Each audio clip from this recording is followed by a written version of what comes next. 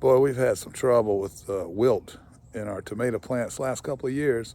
So we're going to try to fight it with biofumigant yellow mustard. Check this out. So this is yellow mustard right here, 6x9 bed. And mustard has agents in the roots. It releases chemicals, molecules that pretty much interrupt the life cycle of Fusarium and Verticillium fungi. And so that's the effort here. We will be growing tomatoes here later in this year.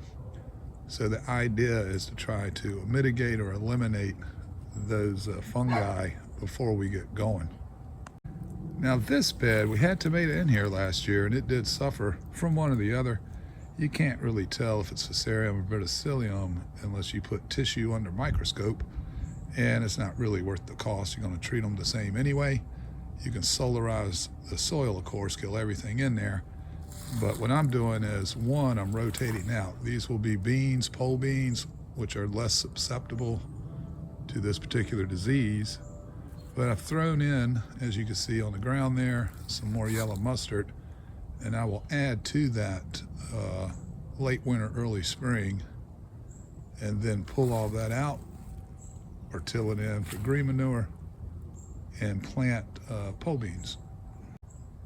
So the general idea, one, rotate, keep your crops rotating, and two, use mustard to try to mitigate the fungi in the soil, and cross your fingers. Well, there you go, rotate of course, but also try some mustard, maybe try to mitigate or kill that fungus right out of that soil.